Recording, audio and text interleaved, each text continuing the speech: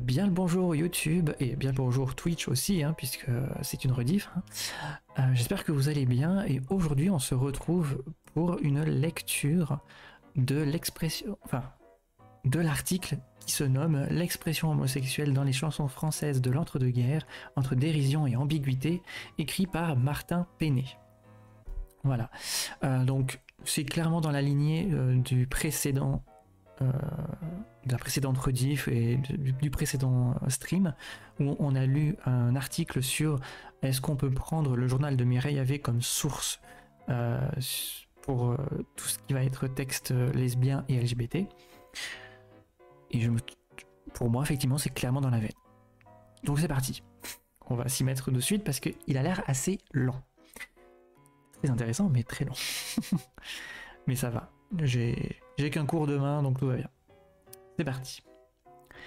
Plusieurs ouvrages ont montré qu'une subculture homosexuelle et lesbienne a existé à Paris avant les années 1970 et l'apparition d'un militantisme politique.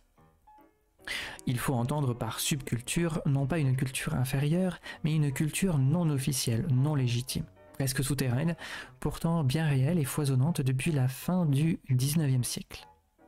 Cette subculture consiste d'abord en des pratiques sociales, mode et lieu de rencontre, code vestimentaire, publication, mais elle concerne aussi le monde du spectacle et passe alors notamment par la chanson.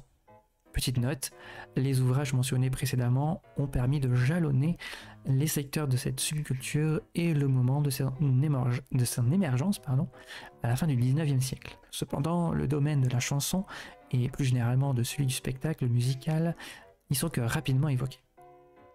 Le terme de chanson recouvre ici la chanson de variété, apparue sous le Second Empire avec le développement du café-concert, celle qui a intégré le circuit commercial, du divertissement et de l'industrie culturelle naissante.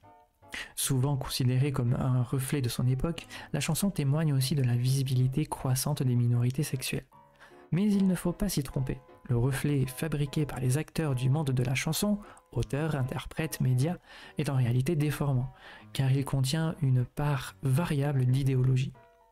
Au-delà d'une culture populaire, la chanson est un surtout révélateur de l'évolution des mentalités. Sauf exception, ce n'est évidemment pas dans les succès populaires, par l'essence rassembleur et consensuelle, que les thèmes qui nous intéressent ici sont abordés. Pour approcher la subculture homosexuelle de la chanson, il faut se livrer à une exploration plus approfondie du répertoire. Disques et partitions, qui forment le matériau de base du chercheur en histoire de la chanson, permettent de constituer un corpus d'environ 150 pièces qui évoquent de près ou de loin le sujet entre 1879, date de la première occurrence, et 1972, date d'un changement majeur de discours avec « comme ils disent ».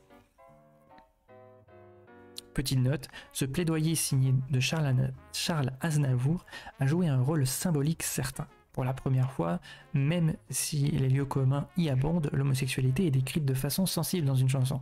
On passe de la moquerie facile à une forme de pathos. Pathos donc l'émotion. La moitié de ce corpus se situe entre 1919 et 1939.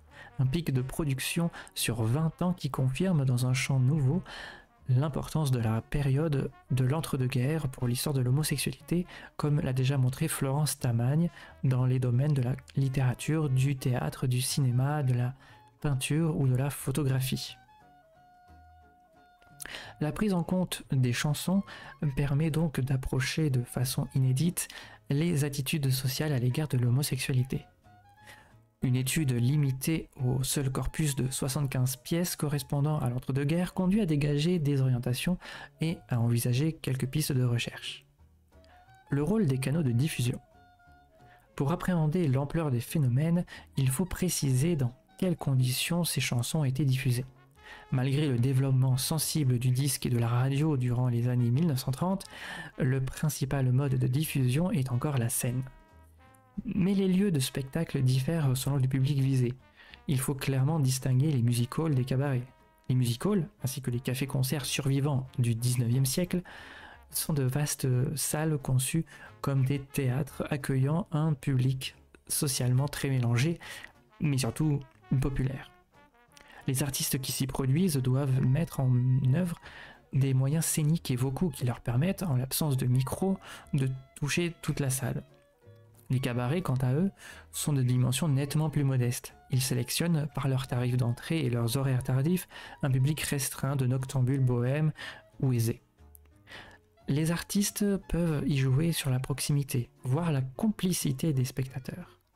Leur caractère intime confère à ces établissements une liberté de ton que l'on trouve rarement au music hall. Un troisième type de lieu contribue dans une moindre mesure à la diffusion des chansons. Il s'agit des théâtres d'opérette, essentiellement fréquentés par un public bourgeois. Certains airs extraits d'opérette gagnent suffisamment d'autonomie d'ailleurs pour devenir des chansons à part entière et toucher un public plus large. J'aimerais effectivement rebondir là-dessus déjà, car si vous n'avez pas vu ma petite vidéo sur le sujet aussi, puisque j'ai fait une petite vidéo qui décrit un petit peu tout ce qui va être les types d'endroits où on allait écouter de la chanson par exemple, donc effectivement tout ce qui est cabaret, musical, etc. Donc n'hésitez pas à aller la voir déjà. Et justement, ouais, il y avait beaucoup d'endroits finalement, même dans les cafés finalement, où les gens pouvaient venir tout simplement faire des bœufs. Voilà, c'était cool. Aujourd'hui c'est plus compliqué, il faut vraiment des autorisations par-ci, par-là. C'est plus compliqué. La musique en ce moment c'est plus compliqué. Les autres canaux de diffusion sont la radio, depuis le milieu des années 20, le cinéma parlant à partir de 1929 et les supports physiques, disques et partitions. Davantage contrôlée et soumise à différentes formes de censure, la chanson imprimée, enregistrée et diffusée sur les ondes ou les écrans n'a pas la même résonance que la chanson interprétée sur scène devant un public réceptif par un artiste aux intentions déterminées. De plus, le prix du disque étant encore assez élevé, nombre de chansons créées sur scène ne passent pas le stade de l'enregistrement. Enfin, le public des cabarets étant plus limité que celui des music halls, l'activité des premiers donne moins souvent lieu à la fixation sur un support reproductible pour la diffusion de masse. Il faut donc garder présent à l'esprit que tout ce qui nous est parvenu sous forme de disque ou de partition dans le corpus n'est que la partie émergée d'un phénomène artistique resté assez confidentiel, réservé au public initié et averti, dont une bonne part n'a jamais été édité ni enregistré. Restent alors les trop rares témoignages oraux, écrits, photographiques, voire audiovisuels. Et c'est vrai que même s'il y a quand même, on va dire, des éloges qui sont faits à tout ce qui est LGBT et queer à cette époque-là, parce qu'il y en a quand même qui ont le courage et les coronesses de le faire, publiquement, etc. Mais je ne sais pas si on va le lire, mais effectivement, il y a Suzy Solidor, il va y avoir Mireille Yave, mais bon, ça c'est pas forcément la chanson, mais voilà, il y a quand même des personnes qui vont réussir à faire ça. Beaucoup, encore à ce moment-là, préfèrent vivre cachés. Donc, c'est potentiellement des personnes qui avaient un talent fou, sauf que ce talent va rester caché tout simplement. Et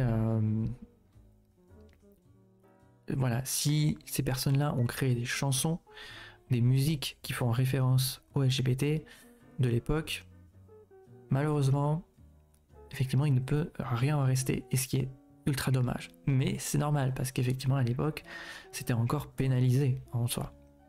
C'était encore illégal au vu de la loi. Un corpus complexe. L'objet de cette étude n'est pas de brosser une galerie de chanteurs français des années 1919 à 1939 identifiés comme homo ou bisexuels, car beaucoup n'en ont jamais fait état dans leur parcours artistique.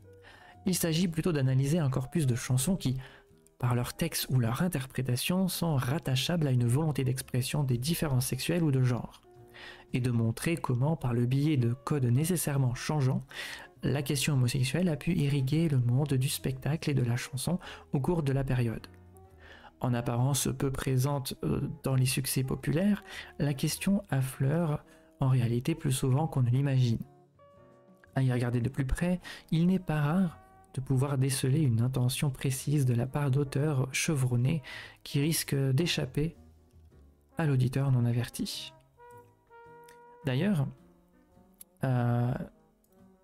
petite note aussi, mais je vais évidemment mettre le lien en description de la rediff pour vous YouTube, de cet article, hein. Donc si jamais vous voulez le relire ensuite à tête reposée, évidemment, vous l'aurez. Ce corpus d'entre-deux-guerres n'est pas constitué de chansons homosexuelles à proprement parler. Le mot n'apparaît jamais dans les paroles non plus. Évidemment que le terme gay récemment emprunté au vocabulaire américain. Pour rester cohérent avec la terminologie contemporaine du corpus, le vocable interlope, très utilisé à l'époque pour désigner des marginalités peu recommandables, en particulier les milieux homosexuels et lesbiens, permet d'insister sur le caractère décalé, ambigu, trouble de toute une série de chansons pointant la singularité dans des registres fort différents. On constate effectivement qu'il n'existe pas une, mais des chansons à connotation homosexuelle. Celles qui évoquent les garçons, formant la majorité du corpus, sont plutôt des chansons comiques, parfois même grivoises, utilisant le stéréotype de la folle ou décrivant des situations de quiproquo fondées sur l'apparence et l'ambivalence. Je me rends compte qu'effectivement, à chaque fois qu'il y a des guillemets, je fais les oreilles de lapin avec évidemment mes doigts, mais vous ne me voyez pas. Elles émanent d'une volonté de caricaturer, de tourner en dérision, de dénigrer, de stigmatiser, voire de juger, mais aussi, et c'est plus fréquent qu'on pourrait le croire durant les années 30, de s'afficher, de s'assumer, sans se prendre trop au sérieux, parfois même de s'auto-parodier. Tout dépend des émetteurs, auteurs-interprètes, et du rôle qu'ils prétendent jouer dans l'univers du spectacle. C'est vrai que, alors je me souviens plus, je crois que c'est Lijo qui était homosexuel, qui mourra d'ailleurs parce qu'il a eu un plan. Et ce plan l'a assassiné. Voilà, c'est extrêmement triste. Pour avoir un petit peu regardé sa biographie, c'est vraiment très triste. Mais il était toujours joyeux et effectivement, il a quelques-unes de ses chansons qui pourraient porter à confusion sur le genre et l'orientation. Mais toujours, effectivement, c'est dans la dérision, c'est vraiment dans le comique. Par exemple, il y a une chanson qui s'appelle « Vous comprenez la légion ?» Voilà. Et je trouve que je fais assez bien son accent. Mais bon, ça c'est somme toute personnel. Les chansons se rapportant aux lesbiennes, nettement moins nombreuses, se distinguent par une tonalité plus grave et plus sensuelle, avec des paroles, le plus souvent écrites par des hommes, comme dans presque toutes les chansons d'alors, dont le double sens tient pour l'essentiel à l'interprétation de la chanteuse, mais aussi à l'attention de l'auditoire. Et évidemment, je ne peux que parler de Suzy Solidor avec sa chanson Ouvre ou Mon secret. Ces deux chansons-là sont explicites. Enfin, aujourd'hui, l'interprétation est assez explicite. À l'époque, ça pouvait être encore tourné de manière non, mais oui, mais non. Voilà. Chez les interprètes garçons comme chez les filles, se devine donc l'existence d'un système de code qui permet à l'auditeur averti d'entendre les messages.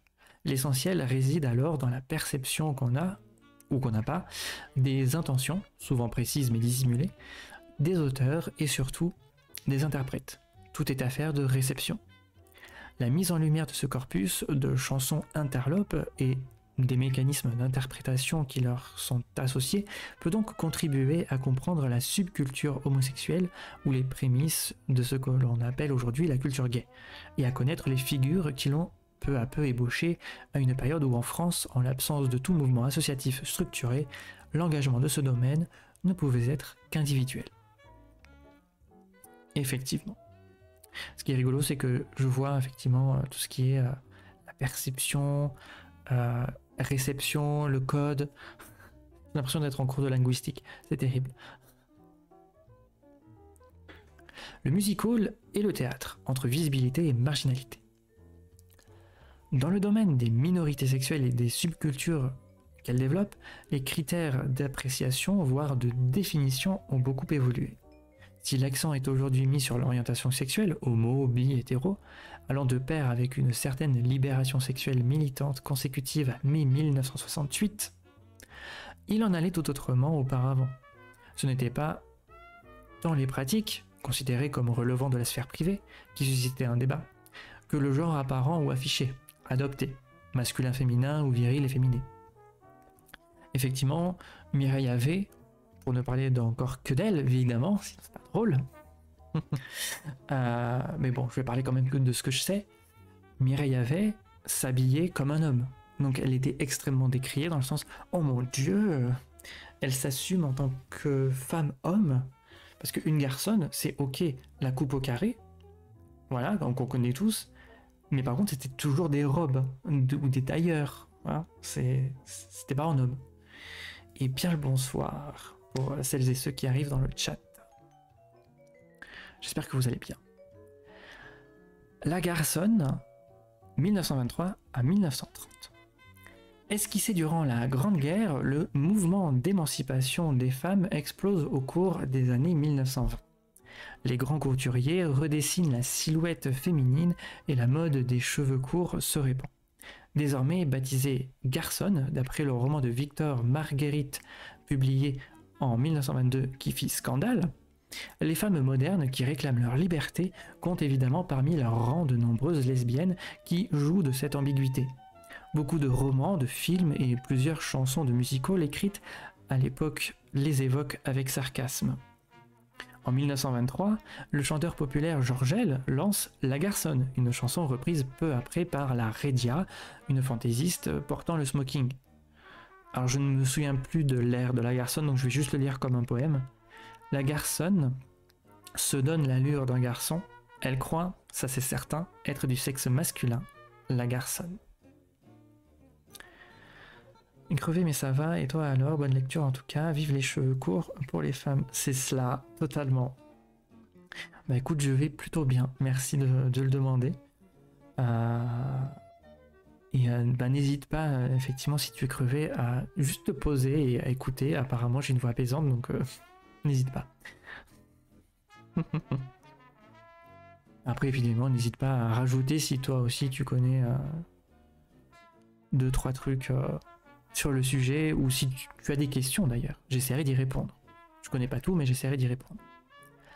Les pistes sont brouillées et certaines chansons évoquent même l'idée de l'androgynie. En 1925, le comique Dréan s'exclame « Est-ce un homme? Est-ce une femme ?» En 1926, Jeski lance un refrain du chansonnier Paul Cléroux, ou Clérouc, je ne sais pas s'il le sait se prononce, qui décrit « Mon petit jeune homme de femme ». Ma femme a l'air d'un petit jeune homme, mais elle se refuse à me prendre le bras.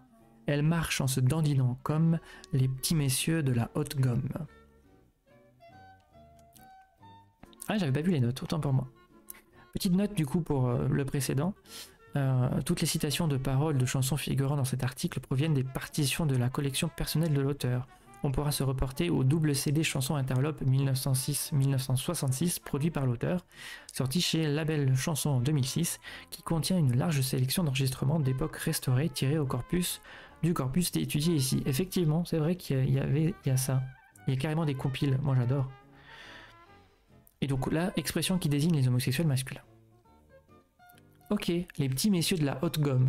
Je ne connaissais pas cette expression. Je me la mets de côté quelque part. Il me la faut. Je trouve ça dingue que ce soit si vieux, année 1920. Ça devait être dur à cette époque. Déjà aujourd'hui, c'est limite. À l'époque, c'était effectivement pour vivre heureux, vivons cachés, puisque à l'époque, les homosexuels, c'était encore illégal. Vraiment, dans la loi, tu pouvais passer en prison, voire même mourir pour ça. Hein. Tu pouvais être pendu ou... Non, la guillotine, c'était terminé, mais ouais, c'était la pendaison à cette époque-là, encore. Donc oui, c'est certaines personnes, et comme je disais dans le stream précédent, hein, la rediffusion est sur YouTube d'ailleurs, mais je mettrai pareil des fiches, machin, pour la rediff YouTube de ce stream-là. Je sais plus ce que je voulais dire, mais par exemple Mireille Havet, Suzy Solidor, les artistes en fait, la plupart des artistes, quand ils étaient vraiment connus, pouvaient se permettre d'afficher leur homosexualité, leur différence, parce qu'on les excusait parce que c'était des artistes.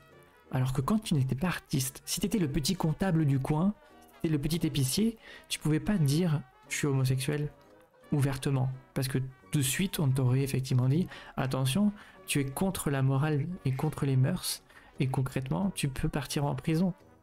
Désolé mon gars, mais non, tu dois être hétéro. C'est horrible. C'est horrible de rien que de le dire moi-même, mais c'est à l'époque, en 1920, c'était encore ça, quoi. Et c'est encore le cas dans certains pays, totalement. Tu as totalement raison. Et c'est triste que j'ai raison, malheureusement. Mais ouais, quand tu étais artiste, ou en tout cas, quand tu étais artiste ou que tu avais de la notoriété, tu pouvais. Mais si t'étais pas, tu pouvais pas, quoi. Enfin, c'était plus compliqué. Sauf si tu avais un entourage extrêmement bienveillant, mais ce qui était, je pense, beaucoup plus rare qu'aujourd'hui, quand même. Faut pas abuser, mais voilà. Si tu avais un bon entourage, peut-être que tu pouvais, plus ou moins, si ta famille le prenait plus ou moins bien. Mais je sais que pour Mireille Yaveh, certes, on la disait artiste, même si elle n'était pas très connue à son époque en soi. Hein. Mireille Yaveh, elle a été connue bien après. C'est qu'elle a été connue pour son journal après sa mort, bien après sa mort, puisque le journal a été connu à partir de 2000, des années 2004, un truc comme ça. Hein. Donc c'est super récent. Sinon, à son époque, Mireille Yaveh, elle a fait quelques poèmes qui ont subjugué. Et encore, c'est pas des poèmes du tout à caractère homosexuel. Hein. Elle les a fait juste parce qu'effectivement, elle avait 13 ans, un truc comme ça. Mais clairement, qu'est-ce que je voulais dire? Elle a été connue pour Carnaval, son premier et seul roman qui est paru, qui est littéralement une reprise d'une de ses amourettes, d'une de ses histoires d'amour. Qui à la base est lesbienne, mais qu'elle a transformé en histoire hétérosexuelle, même si clairement, quand on lit le bouquin, puisque je l'ai lu, transparaît le lesbianisme total là-dedans. Et sachant qu'elle a voulu écrire d'autres romans, sauf qu'en fait les maisons d'édition n'ont pas voulu et les ont paumés. Sinon c'est pas drôle, donc on ne sait absolument pas ce qu'ils disaient. Et on a juste tout simplement... le journal de Mireille Yaveh en plusieurs tomes depuis les années 2002-2004, je sais plus, un truc comme ça. Voilà. Le plus dingue, c'est Alan Turing. Il a sauvé le monde, mais il est homo, alors ciao. Ah, totalement. Il y a le film, justement. Il y a un film comme ça, je sais plus comment il s'appelle. Mais il y a le film qui parle de Alan Turing, il me semble, ouais. Il y a une place dans le 11e de Paris en hommage à elle. À Mireille Yaveh, ça c'est chouette, ça. C'est c'est bien chouette. Imitation Game, ouais c'est ça, le film. La même année, 2 chansons soulignent une nouvelle mode vestimentaire pour les dames. Monocle et smoking constituant presque l'uniforme des lesbiennes affichées. Elle a mis son smoking et elle portait un smoking.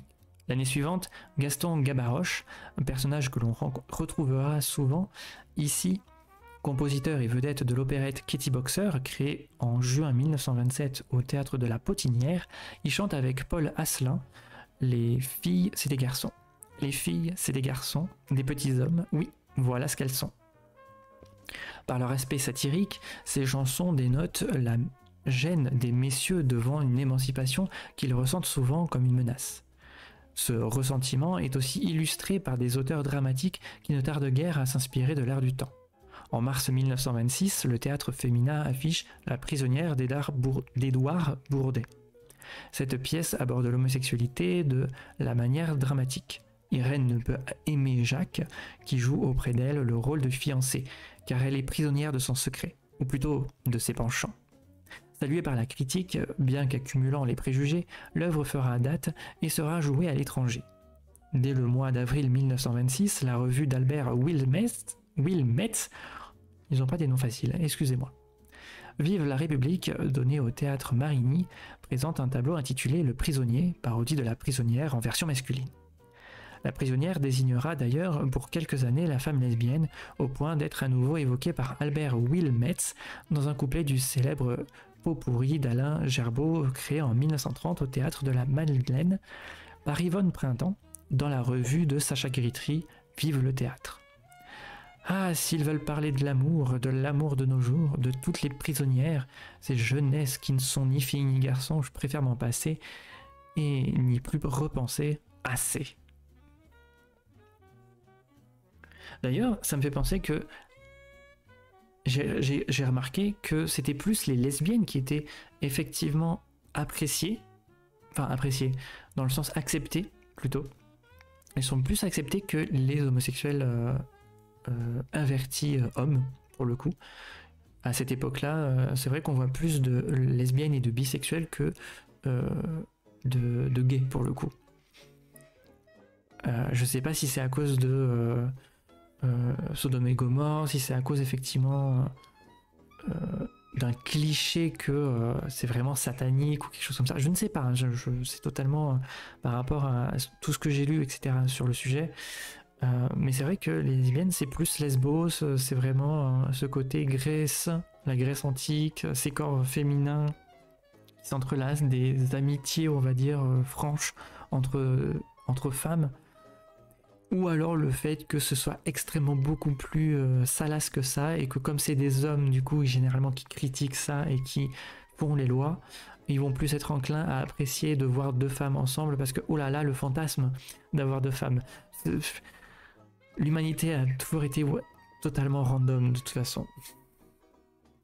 Ouh, on me dit dans l'oreillette. C'est vrai que beaucoup restaient dans des couples hétéros pour cacher ce qu'ils sont vraiment, et puis à l'époque, fallait hommes, femmes, mariés et enfants, évidemment. Parce que les hommes, il y a le côté ah Burke, la sodomie, ouais c'est ça. Et aussi parce qu'un homme doit être viril, sinon c'est la honte. C'est vrai. Entre femmes, ça fait plutôt oh deux amies qui s'entendent très bien, elles sont douces. C'est vrai, en plus, je le lisais pour l'article précédent, ça me revient. Mais il y avait ce côté de les filles entre elles tissent des amitiés déjà quand elles sont très jeunes en fait, très petites. Et quand elles commencent à être à l'âge en fait de la puberté, de ce que j'ai compris, ont toléré leurs amours en fait entre elles, clairement, en disant oui, elles sont en train de s'éduquer en fait à la sexualité pour leur homme à la fin. Donc c'était beaucoup plus toléré quand elles étaient très jeunes, jusqu'à 18-21 ans. Après, par contre, ça devenait un peu plus compliqué, mais c'était quand même assez toléré du côté des hommes. Ah, je voyais pas les choses comme ça, en effet. Ouais, mais moi non plus, forcément. Après, c'est vrai que moi, je suis inverti homme, pas forcément femme, donc... C'est vrai que je le voyais pas non plus, évidemment. Je voulais dire quelque chose avant, mais je me souviens plus. Par rapport... Oui, c'est vrai que beaucoup restaient donc dans des couples hétéros pour se cacher, et effectivement dans Mireille Havet on le voit énormément bien.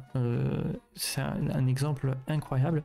Dans le journal de Mireille Havet, on voit que Mireille va aimer des femmes qui sont mariées ou qui sont en passe de se marier ou qui se marieront plus tard avec un homme. Donc effectivement Mireille Havet va vivre des amourettes, ou pour ce qui va être pour elle des grands amours, notamment avec Reine Bénard. Je me souviens que de ce nom, c'est terrible. Mais il y a eu 3 grands amours de Mireille Havet. Et le problème, c'est que je crois que Reine Bénard, elle est mariée à un homme, bien évidemment. Hein. Là, c'est les années folles. Hein. Donc, elle va en avoir une qui est fiancée et qui va se marier, sachant que celle qui est fiancée à un homme, Mireille Havet va penser et va croire les dires de cette fiancée, lui disant non mais en fait je t'aime beaucoup trop, finalement je vais casser avec cet homme et finalement je vais vivre ma vie avec toi. Et en fait non, elle va vraiment se marier avec cet homme parce que finalement elle va vouloir rentrer dans les bonnes grâces de tout le monde. Voilà, c'est l'époque. Et Mireille Havet, elle est contre cette époque-là, elle est contre tout ça parce que elle en peut plus en fait. Elle veut vivre libre, quitte à vivre seule, quitte à vivre dans la déchéance. Elle veut vivre libre sa vie d'artiste, sa vie de poète, sa vie d'écrivaine. Malheureusement, bon, après, il y a les drogailles qui font que, hein, mais bon. Je suis marié à une femme et les seuls harcèlements qu'on a, et encore c'est rare, c'est des choses utiles. Ça vous dit un plan A4, le côté fantasme? Ouais, mais je pense que ça c'est de tout temps. Hein. Je pense que déjà dans les années folles ou même avant, quand on voyait deux femmes un peu trop proches,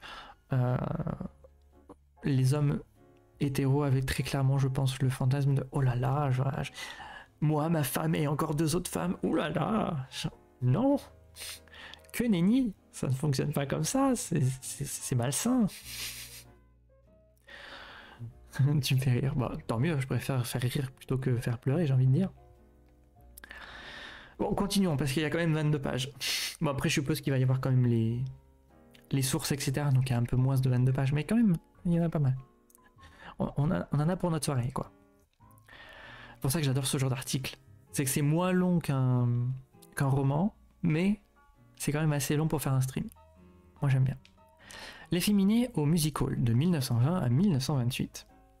Les années 1920 sont aussi marquées par un début d'affirmation chez les homosexuels masculins. Publication de Sodome et Gomorrhe de Proust en 1922 et surtout de Corydon de Gide en 1924, tentative éphémère de la revue Inversion aussi publiée en 1924 et bientôt interdite. On assiste à Paris à l'émergence de ce que certains auteurs appellent alors le troisième siècle et décrivent avec force détail. Des lieux de rencontres privés et publiques sont prisés par les plus aisés, restaurants, brasseries, bars mondains. Quelques bals, musettes sont aussi fréquentés par des homosexuels de toutes les classes sociales, comme le bal de la montagne Sainte-Geneviève, dans la rue du même nom, surnommé le bal des Lopes, ou à la Bastille, rue de Lappe, les Trois Colonnes et chez Bousca. Avec les grands bals costumés organisés chaque année pour les Mardis Gras et le jeudi de la mi-carême, les homosexuels s'offrent même une vitrine au dancing de Magic City inauguré rue de l'Université en 1922. Délaissant leurs anciens repères de carnaval comme le bal Wagram, ils font de Magic City leur lieu de rendez-vous biannuel. Je ne sais pas si c'est du coup vraiment un jeu de mots, mais biannuel, et s'exhibe devant le tout Paris venu s'encanailler. Patronné par des vedettes de spectacles comme Miss Tinguette, le carnaval interlope de Magic City deviendra au fil des ans une sorte d'institution. Je ne connaissais absolument pas ce côté-là. Hein. Clairement, le Magic City, les balles musettes, etc. C'est incroyable. J'apprends. Je vais me coucher moins con. Clairement.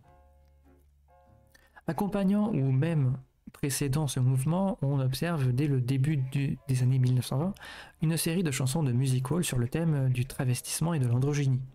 Elle joue avec plus ou moins de légèreté avec la confusion des genres. Sur la confusion des genres, pas faux. Les glissements entre masculinité et féminité inspirent un certain nombre de paroliers qui, tout comme leurs interprètes, n'ont peut-être pas toujours conscience de la portée subversive de leur texte. Ainsi, Maurice Chevalier, alors jeune fantaisiste, qui en 1920 choisit d'enregistrer C'était une fille, composée et aussi interprétée par Gaston Gabaroche. Avec le temps, cette ahurissante histoire du mariage entre une garçonne et un travesti prend des allures de chronique sociologique. Le père se croyant du féminin, la mère se croyant du masculin, brouillait tout dans les sexes de la famille. Et c'était un spectacle crevant de voir une jeune mère contemplant un père donnant le sein à son enfant. Sur le même thème, le fantaisiste Nibor, à la voix flûtée très caractéristique, enregistré en 1920, un surprenant Femmes et hommes, également de Gaston Gabaroche, qui fait l'inventaire des combinaisons possibles à l'intérieur d'un couple. Homme-femme, homme-homme, femme-femme. Fortuguet, ténor léger, est devenu depuis l'armistice la coqueluche des music-halls avec un tour de chant comique, à la fois loufoque et très fin.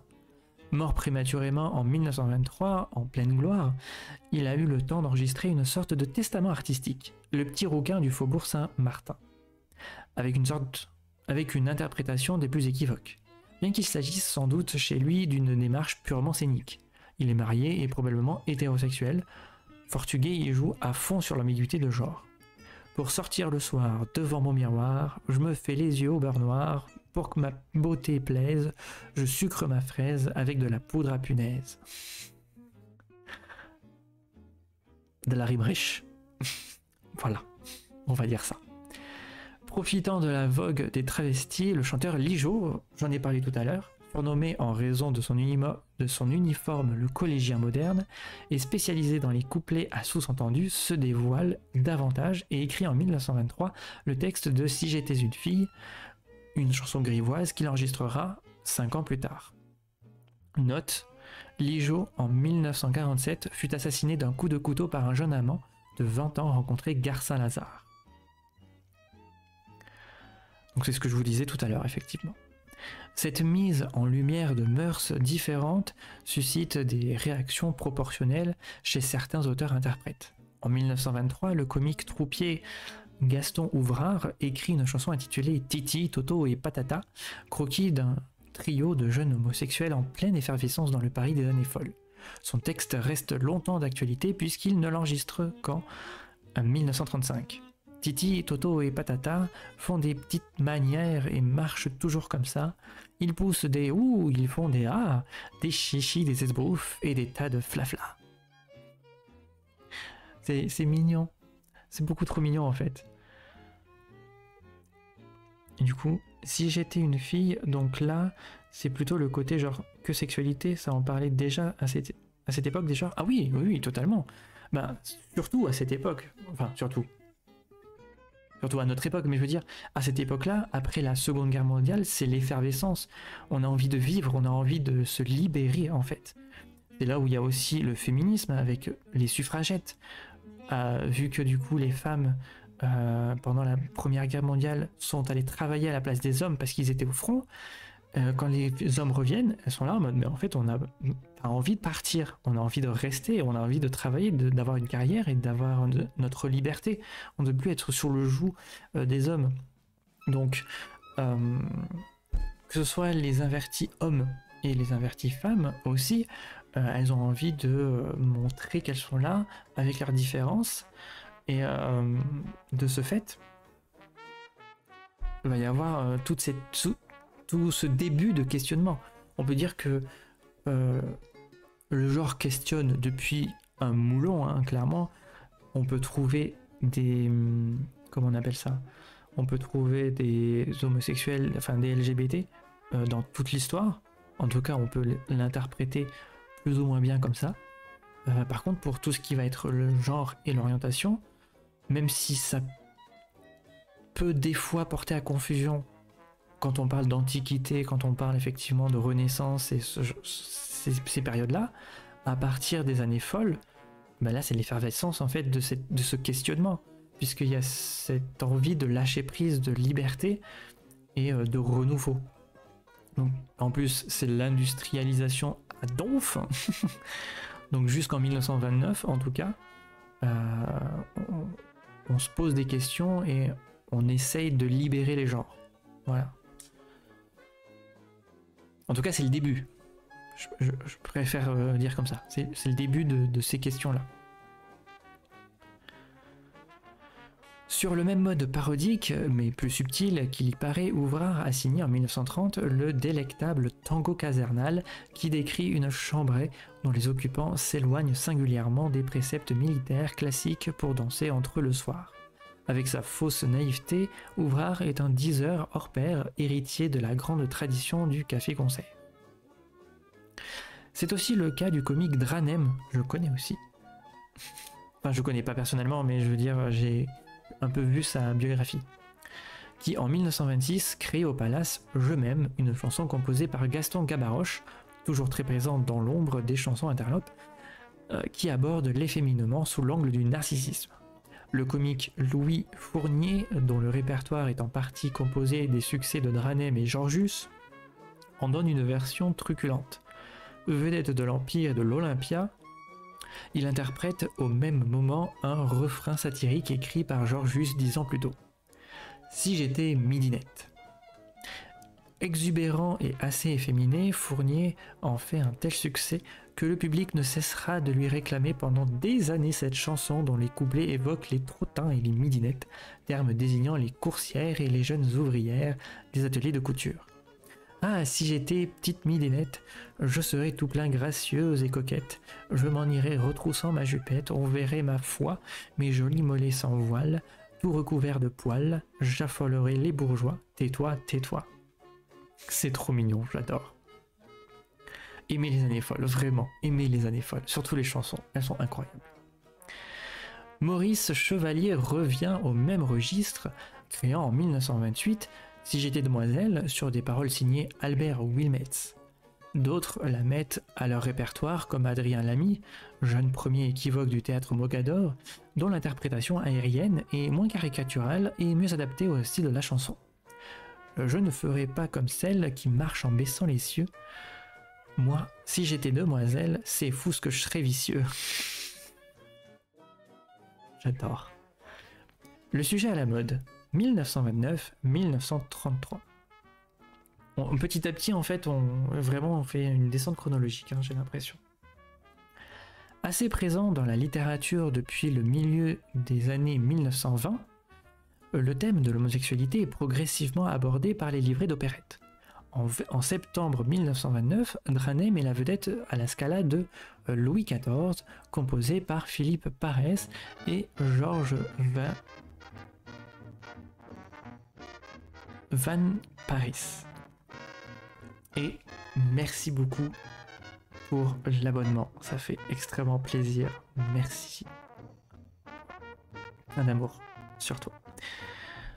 Des bisous, je dois y aller. En tout cas, c'était très cool de venir première fois sur tes lectures. C'est très agréable le soir comme ça, avec les débats, et tu connais plein de choses, c'est un plaisir. Mais merci à toi d'être passé. Repose-toi bien. Désolé de t'avoir coupé avec le sub et la musique. C'est pas grave, c'est pas grave. En tout cas, merci d'être passé et repose-toi bien. Je suis content si ça peut plaire à quelques personnes. Hop. Ce spectacle présente le tournage d'un film consacré au roi Soleil. Faisant la part belle aux anachronismes, il permet d'évoquer la personnalité de Monsieur, le frère de Louis XIV, qui aimait s'habiller en femme, ainsi que celle du roi Henri III, réputé pour sa cour de mignons. Sous couvert de dérision, les références historiques offrent une sorte de légitimité au mouvement d'affirmation ambiant et donnent lieu à des couplets pour le moins insolites. Pourquoi n'aimes-tu pas les femmes? Henri, Henri, Henri, c'est pas gentil. Ah, du coup, effectivement, c'est rigolo parce que si c'est vraiment Henri III, le fait de dire Henri, Henri, Henri 3 fois, du coup, forcément, ça fait Henri III. J'aime beaucoup le principe. Marié 3 fois et évitant d'afficher les penchants qui pourraient être les siens, Dranem conservera sa spécialité de chanteur idiot jusqu'à sa mort en 1935, allant même jusqu'à réenregistrer certains de ses anciens succès comme Le Trou de mon Quai, festival d'allusion obscène. Ah oui, c'est ça que je cherchais. Donc c'était pas de Lijo, c'était Le Trou de mon Quai de Dranem. Dranem, non, effectivement, parce que son vrai nom de famille c'est Ménard. Et donc du coup, pour son nom de scène, il l'a mis à l'envers, ce qui donne Dranem. Voilà, c'était petit clin d'œil, la petite anecdote. En décembre 1930, les bouffes parisiens affichent Les Aventures du roi Pozole, une opérette d'Arthur Honegger, ou Honegger, je sais pas comment ça se prononce, dont le livret inspiré de Pierre Louis est signé Albert Wilmette, décidément il est partout celui-là, qui en a aussi écrit les couplets, en particulier le duo de travestis interprété par 2 femmes. Un travesti, c'est un problème, c'est un moyen, c'est un système assez malin et qui permet à ceux qui aiment le féminin d'aimer quand même le masculin. J'aime bien. Oh, ça rime, bref. Traiter en farce la question de la prostitution masculine inspire au début des années 1930 quelques chansons assez ahurissantes comme La crâneuse du Sébasto, chanson au départ destinée à une femme, mais détaillée avec beaucoup de finesse par Fournier qui l'interprète au second degré. Sur le bitume à tous les petits pas sans arrêt, je vends mes caresses et je vends mes charmes au rabais, je suis la crâneuse du Sébasto, tous les hommes m'ont dans la peau. Vraiment je l'ai imaginé comme ça. De même, ma marloupette, qui inverse les rôles habituels de la prostituée et de son marlou, ou souteneur, je connaissais pas du tout le terme, figure exploitée à outrance dans la chanson réaliste des années 1910 et 1920. Ici, le souteneur est une femme et c'est l'homme qui tapine. Cette chanson est interprétée par Sandré, un spécialiste des chansons à sous-entendu grivois au début des années 1930. Il a également enregistré La Java des étourdis, une caricature de la folle écrite en 1928 qu'il charge de beaucoup d'effets. Elle est dédiée à Maurice Rostand, fils d'Edmond Rostand, homosexuel notoire, poète à l'élégance outrancière, romancier et véritable figure du Paris mondain de l'époque, qui est devenu la tête de turc des chansonniers. Le texte comporte de nombreuses allusions caractéristiques. C'est la Java des petits jeunes gens, une de Prout le méchant, ils agitent leur guibole, ah tais-toi tu m'affoles, ça ne se danse ni en large ni en long, une de Prout mais en rond. Ok, d'accord. Je connaissais quasiment pas toutes ces chansons, à part effectivement le trou de manquet de Dranem, mais ok. Outre l'opérette, le théâtre se laisse aussi gagner par la mode. En octobre 1932, la Michaudière donne La Fleur des Pois, une comédie satirique d'Édouard Bourdet qui obtient un grand succès. Elle décrit les mœurs des milieux élégants de Paris où l'on croise beaucoup de jeunes efféminés. Dans cette pièce, l'expression La Fleur des Pois, qui depuis le Second Empire qualifie les ultra-snobs ou encore le gratin, désigne par glissement les homosexuels et entre pour quelques années dans le langage courant. Bourdet entérine le fait que, chez les mondains, être ou jouer à l'homosexuel permet de présenter une image plus raffinée. Ce phénomène transparaît également dans l'opérette Un soir de réveillon, composée par Raoul Moretti avec des paroles de Jean Boyer, donnée en décembre 1932 au Théâtre des Bouffes parisiens, soit 2 mois après la création de la pièce de Bourdet, avec une étonnante scène de drague entre Dranem et Henri Garin. Oh. Ce dernier y chante « J'aime les femmes », un texte qui renverse les valeurs, présentant avec ironie le fait d'aimer les femmes comme un vice. « J'aime les femmes, mais oui, mesdames, même si cet aveu doit me faire du tort, devant vous, j'ose dire à haute voix, j'aime mieux la rose que la fleur des pois. Pois, pois, pois, pois, pois. J'aime les femmes, comme nos pères les aimaient autrefois. » Ah, c'est intéressant ce renversement, je viens de comprendre. Au lieu de dire que « Oh là là, je suis un homme, j'aime les hommes, oh là là, c'est pas bien », d'être un homme et d'aimer les femmes, du coup « Oh là là, c'est pas bien ». Ah, j'aime bien ce côté renversement. Le fantaisiste Georgius se met au diapason avec Imprudente, une chanson écrite et enregistrée début 1933 qui décrit la vie nocturne du bois de Boulogne avec la rencontre d'un garçon efféminé, le pot de fleurs des pois, allusion à la comédie de Bourdet donc, et d'un grand géant barbu. Il s'agit d'un des textes rares de chansons de l'époque faisant explicitement référence à une pratique de drague homosexuelle et non plus à la vogue des travestis ou aux personnages mondains.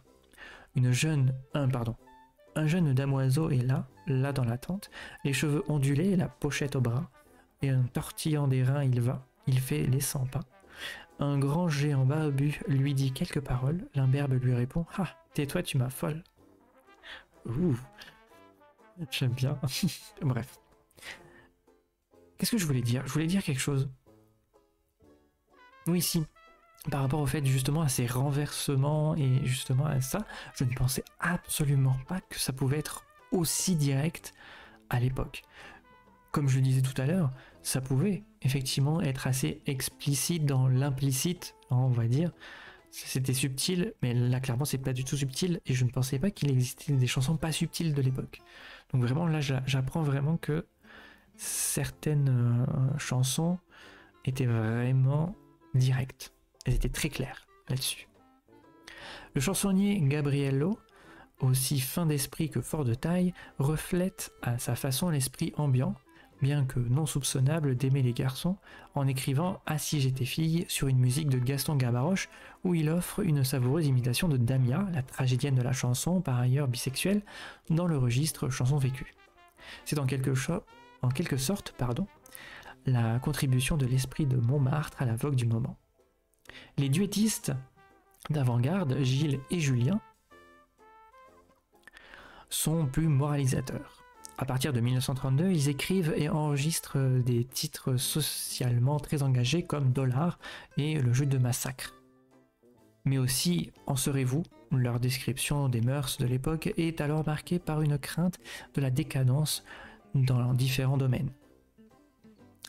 Et bonjour celles et ceux qui arrivent dans le chat, j'espère que vous allez bien.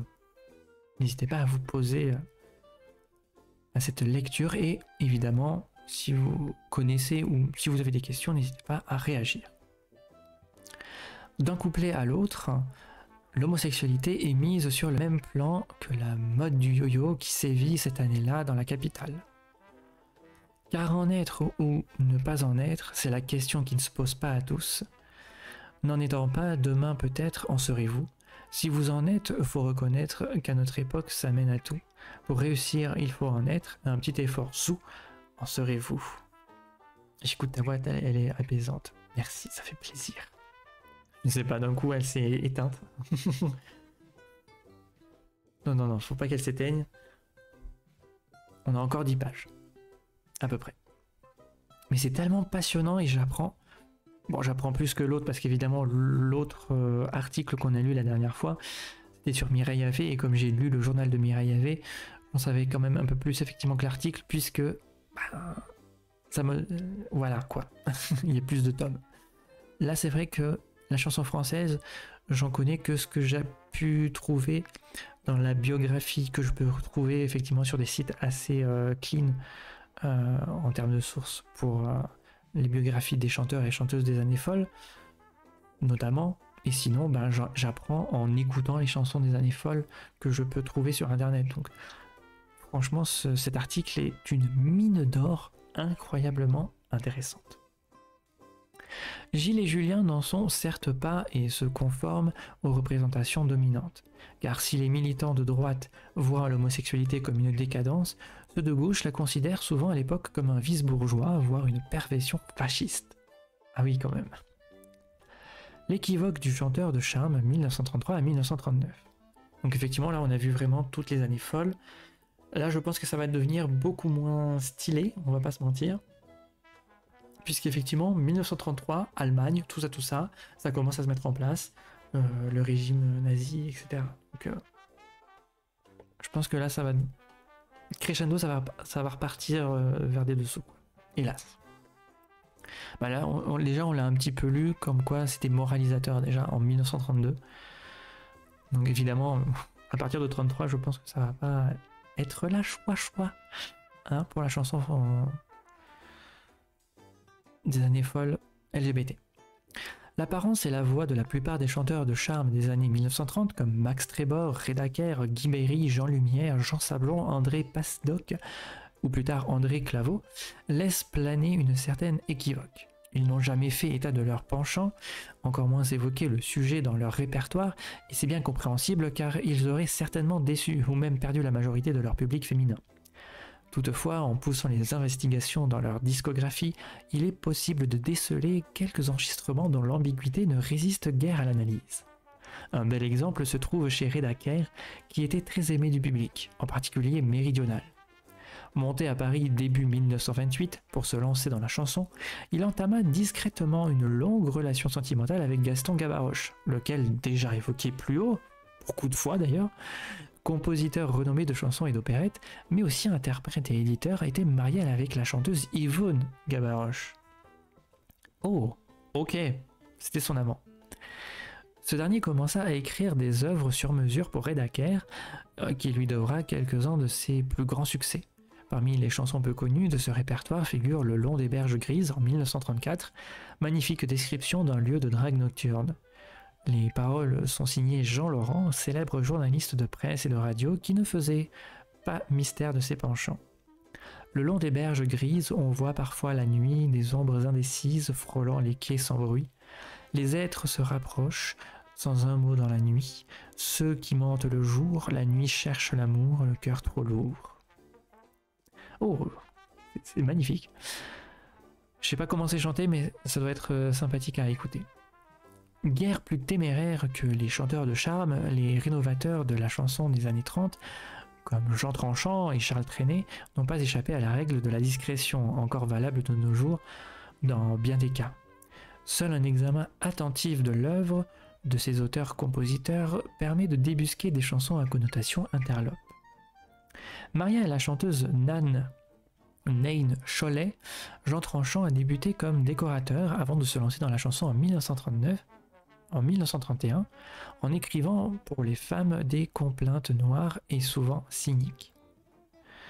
Sa veine poétique l'a conduit à chanter lui-même à partir de 1933 des refrains bucoliques ou des ritournelles empreintes de jazz. À ce répertoire se mêlent progressivement des textes dont l'univers onirique est proche de celui de Jean Cocteau, ange, fée, marquise, marin, par exemple le héros de la chanson Quartier libre en 1938, etc.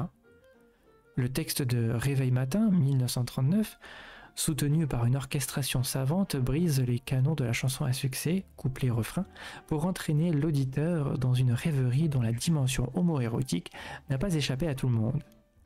Les domestiques dévoués et les anges virevoltants, pour le confort du maître, des destins qui appellent un quartier maître.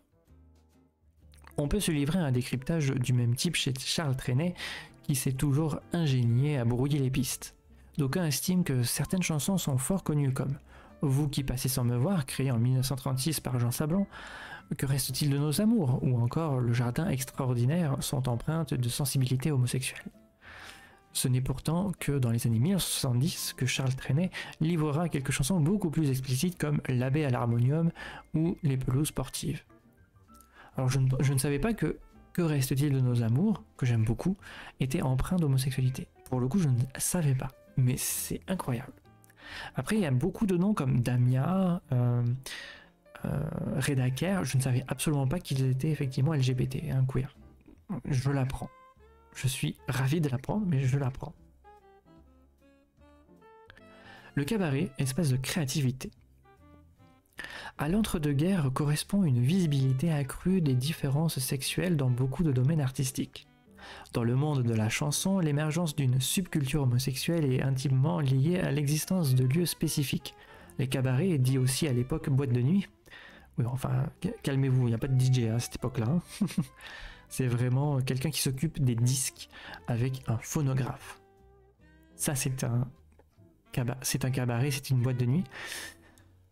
Ou alors, à l'époque, c'était carrément des orchestres qui venaient avec un chanteur ou une chanteuse. Donc, il y a les cabarets et de quelques personnages emblématiques, des figures à l'excentricité appréciée par un public noctambule qui anime des établissements dont ils sont souvent propriétaires. Les premiers cabarets de travestis apparaissent à Montmartre au début des années folles, en particulier la Petite Chaumière, rue Berthe, en 1922. Tenu par un nommé Zigouigoui, je ne l'invente pas, je le lis, vous pouvez aussi le lire d'ailleurs, qui apostrophe les invités avec esprit et réservé à une clientèle ciblée, l'endroit attire aussi les étrangers en mal de sensation. Place Blanche, le restaurant chez Palmyre, fréquenté avant 1914 par les lesbiennes, devient en 1919 l'élégant Liberty's Bar. L'ambiance est donc à la célébration des alliés anglo-américains. Dirigé par le danseur Bob Giguet et le transformiste Jean d'Albret, spécialiste des répliques drôles et parfois cruelles, l'endroit est surnommé chez Bob et Jean et l'animateur maison Bobette. Jean Cocteau patronne de son côté le Bœuf sur le Toit, fondé en 1921 par Louis Moïsès, rue Boissy-d'Anglas, près de la Madeleine. Foyer de création artistique, ce bar dancing mondain, qui changera plusieurs fois d'adresse, devient le rendez-vous des esthètes et de tous les homosexuels élégants de Paris. On y croise des poètes, des musiciens, des peintres, des éditeurs et les écrivains les plus en vue.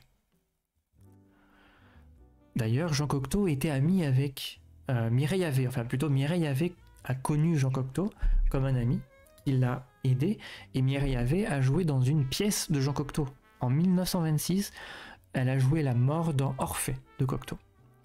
D'ailleurs, ça lui vaudra une dépression à Mireille Havet, parce que bon, déjà que Mireille Havet n'était pas très bien dans ses baskets, enfin du coup dans ses chaussures, parce que je ne sais pas si les baskets existaient à cette époque-là, je ne pense pas. Clairement, c'était plus compliqué. Mais voilà, petite anecdote en prime. Figure féminine des années 1920. Après avoir déménagé en 1925 rue de Penthièvre, le Bœuf sur le Toit accueille certaines chanteuses ouvertement lesbiennes qui n'hésitent pas à profiter de la vogue des garçons pour mettre en évidence des allures masculines. La plus marquante, je vais y arriver, est sans doute Yvonne Georges, une interprète belge qui débuta à l'Olympia de Paris en 1920 et à New York 2 ans plus tard. Depuis 1924, fidèlement accompagnée au piano par Georges Van Paris, elle fait les beaux soirs du Bœuf sur le Toit et de chez Fischer, cabaret ultra chic et avant-gardiste de la rue d'Antin près de l'Opéra. Vêtue de velours vert, cette longue silhouette pâle aux yeux immenses et aux cheveux roux plaqués présente un style hors du commun. Son répertoire comporte plusieurs chansons destinées à des interprètes masculins, comme Toute une histoire, mais qui prennent un sens bien différent quand elle les chante en accentuant les rimes féminines. Sa véhémence fascine les auteurs homosexuels, comme Jean Cocteau ou René Crevel, mais son art, qui passe de la tragédie à la comédie, du rime à la chanson, est plus fait pour la scène que pour le disque, et pour les petites scènes que pour le public des music-halls comme l'Empire, où elle passe en 1925. Elle est à l'affiche du Moulin Rouge en 1926-1927, puis d'autres grandes salles, Olympia, Bobino, etc. Malgré le soutien et la flamme déclarée de Robert Desnos, l'incompréhension du public devant l'inconstance de ses prestations la pousse à retourner à New York en 1926 et à Londres en 1928. Sorte de comète des années folles, plus fragile de saison en saison, Yvonne Georges disparaîtra en 1930, victime de la tuberculose aggravée par ses excès de drogue et d'alcool. Ah, donc elle a suivi effectivement Mireille Havet. Alors Mireille Havet, elle va mourir en 1932 de la tuberculose, pareil, aggravée évidemment par ses excès d'alcool et de drogue. Surtout de drogue. Beaucoup, beaucoup trop. Et puis des mélanges, évidemment. À partir de 1924, une autre chanteuse d'allure slave, mais née à Barcelone, compositrice à l'occasion, attire un public choisi au cabaret chez Fischer. Les cheveux noirs, très courts et plaqués en arrière, Dora Stroeva porte un veston masculin de velours noir et une grande écharpe rouge. Elle s'accompagne à la guitare, assise sur un tabouret de bar, à côté de son pianiste-compositeur. Si vous aimez Dora Stroevia, ou si vous aimez effectivement ce genre de... Comment on appelle ça? Ce genre de choses, sur les années folles, etc. Je vous... alors comment elle s'est notée? C'est Madame Nana. C'est Madame Nana. Ah, je l'ai, là. Sur Instagram, sur YouTube aussi, il me semble. Je le remettrai effectivement pour la rediff YouTube, effectivement, dans la description, donc n'hésitez pas. Mais si vous aimez, franchement, n'hésitez pas à aller la suivre. Elle dépoussière les inoubliables et oubliés. Elle aime...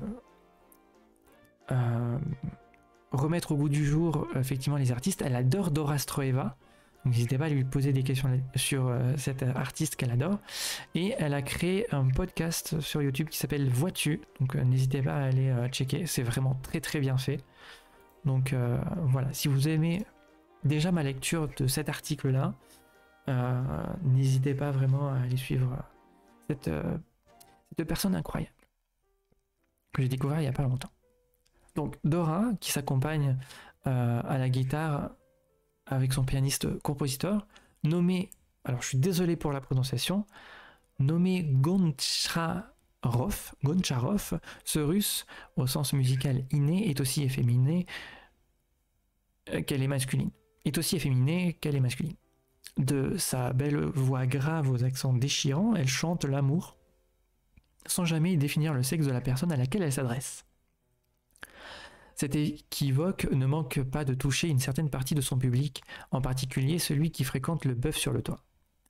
Son succès la conduira sur les grandes scènes parisiennes, Olympia, Bobino et surtout l'Empire, où elle crée Tu sais en 1925, puis à l'étranger, Londres, New York, Roumanie, Suisse. L'imposante Violette Maurice est davantage connue d'ailleurs comme sportive scandaleuse, pilote d'automobile et championne de boxe notamment, que comme chanteuse. Figure lesbienne revendiquée, elle a néanmoins créé entre 1926 et 1930 quelques chansons écrites sur mesure comme Gisèle, Fleur d'amour, sans pour autant les enregistrer. Figure interlope des années 1930-1940. Là, on arrive bientôt vraiment aux années folles. À la fin, là, c'est la fin des années folles. C'est vraiment le début de la merde. On va pas se mentir. Le début de la fin avec 39-45. Prenant le pas sur le répertoire équivoque illustré dans les années 1920 au music hall, quelques figures de cabaret deviendront au cours de la décennie suivante des locomotives de la vie nocturne dans la capitale en animant leurs propres établissements. Chez les hommes, les plus remarquables sont Charpini, ou Carpini, peut-être que c'est italien, Odette et Tonton. Du côté des femmes, c'est Suzy Solidor qui en 1932 ouvre la voie avec un cabaret qui servira d'exemple à d'autres chanteuses lesbiennes avant-guerre. Jane Stick, Sidonie Baba et surtout Agnès Capri. Je vous en parlais tout à l'heure, enfin au début surtout, je vous en parlais effectivement que celle que je connais qui est bisexuelle, enfin lesbienne ou bisexuelle, elle est très ambiguë là-dessus, elle était très ambiguë là-dessus. En tout cas, on peut dire qu'elle était bisexuelle, ça c'est sûr. Lesbienne, des fois oui, des fois non. Mais Suzy Solidor, j'aime beaucoup parce qu'elle a chanté Ouvre, qui est assez explicite. À un moment, elle me dit d'ailleurs ouvre tes cuisses dans la chanson, donc c'est assez explicite, en parlant d'une femme bien sûr. Et il y a Mon secret aussi. Le titre est assez évocateur pour dire je t'aime et tu es mon secret, quoi. Dans le sens où de toute façon on ne peut pas s'aimer au grand jour. Donc Carpini et Brancato, l'opérette d'Inhabité. Carpini ou Charpini, Jean Charpine. Donc je suppose que du coup c'est Carpini, mais c'est Jean Charpine. 1901 à 1987, était un fantaisiste aux dons vocaux exceptionnels, passant sans effort du baryton Martin au soprano léger, avec des aigus acrobatiques montant jusqu'au contre-ré. Ses débuts ont lieu en 1924 dans une revue du théâtre des Capucines. Le succès vient en octobre 1926 lorsqu'il est à l'affiche dans ce même théâtre d'une opérette de Joseph Sleu. Je ne sais pas comment ça se prononce. S-Z-U-L-C. Voilà, donc si jamais vous savez comment ça se prononce, n'hésitez pas à le dire en commentaire. Et donc, l'opérette Divin Mensonge. Les librettistes, donc ceux qui écrivent évidemment le carnet qui est je crois offert d'ailleurs quand tu achètes la place pour comprendre ce qui est parlé, ce qui est chanté quand c'est dans une autre langue, ont écrit le rôle sur mesure de Camille, couturier au prénom équivoque, chantant sans complexe, elle ou lui. Cet air en forme de profession de foi qui met en valeur ses facultés vocales marque la révélation de l'homme soprano, véritable transformiste vocal selon sa propre définition. Ce qui le rapproche de Barbette, le célèbre trapéziste transformiste des années folles, auquel Jean Cocteau a consacré de nombreuses pages. Ok. Et donc on peut lire l'extrait. Maman se trompa et plein de zèle, elle et papa, ils m'élevèrent comme une demoiselle. Si je manque d'un pas, j'ai la voix tendre et l'on ne sait pas par quel bout me prendre. Mais c'est tellement trop mignon. Ce rôle décide de sa future carrière. Muni de ces quelques vers de présentation, Carpini ose bientôt lancer sa voix de demoiselle au cabaret. En 1929, il forme avec le pianiste et ténor toulousain Antoine Brancato, 1900 à 1991, un duo masculin inattendu. Tous deux blaguent les grands airs du répertoire d'opérette et d'opéra comique en les ponctuant de réparties cinglantes ou cocasses. Et durant plusieurs décennies, Brancato se prêtera de bonne grâce au rôle de comparse et de faire-valoir de Carpini dans de désopilants duos pastiches lyriques. Les compères restent une dizaine d'années au cabaret Le Bosphore, rue Thérèse, près de l'Opéra, qui sera bientôt rebaptisé chez Carpini. Trouvant son numéro plus troublant en costume masculin, Carpini se produit en smoking bleu. Il réserve les robes à panier, qu'en amateur du XVIIIe siècle il apprécie particulièrement, les plumes et les strass aux revues du music-hall. Il y imite alors volontiers la comédienne Cécile Sorel, ex-sociétaire de la Comédie Française et idole des homosexuels. Incarnant la folle volubile et devenue la cible des caricaturistes, Carpini est très aimé du public comme du tout Paris. Parmi ses apparitions en solo au music-hall, on peut citer la revue Sex Appeal à Paris 32, parce que je ne sais pas lire l'anglais, encore moins les nombres. Donné au Casino de Paris en mai 1932, il est très logiquement le héros du tableau Le Troisième Sex Appeal, où il chante « Si j'ai la voix d'une fille, j'ai le cœur d'un garçon », celle de l'ABC en 1938 ou celle des Folies Bergères en 1940, Folie d'un soir. Les performances vocales de Carpini déclineront au fil des ans au profit d'une multiplication d'effets comiques et de mots d'esprit jouant sur l'autodérision. Après la guerre, le duo évoluera vers un numéro de fantaisiste et conservera son succès jusqu'à la fin des années 50. Ah, quand même. Odette, le travesti déchaîné. Au chapitre des figures interlopes parisiennes, Odette René Goupil, de 1900, c'est pas trop, hein, mais 1900 apparemment, 1973, occupe une place de choix. Authentique Titi de Paris, Odette a commencé sa carrière comme décorateur étalagiste, puis s'est lancé dans la chanson en 1932 dans les cabarets de Montmartre, le Liberties, puis le Molière. Fin 1933, il prend la direction du cabaret Le Fiacre, rue Notre-Dame de Lorette, et s'y taille une réputation. À la fois camelot, clown et farceur, Odette invective la clientèle et présente différents artistes. Un an plus tard, il rachète l'abbaye de Thélème, place Pigalle, et le transforme en un cabaret ingénieusement décoré par Zig, qu'il baptise La Noce, puis quelques années plus tard, chez Odette.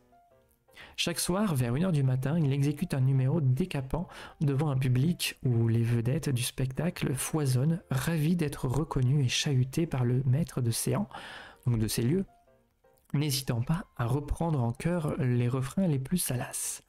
Odette s'est composé un tour de chant en puisant dans le répertoire 1900 où les bluettes kitsch ne manquent pas, et en ajoutant quelques chansons écrites sur mesure par les meilleurs auteurs du moment comme Géo Coger et Vincent Scotto.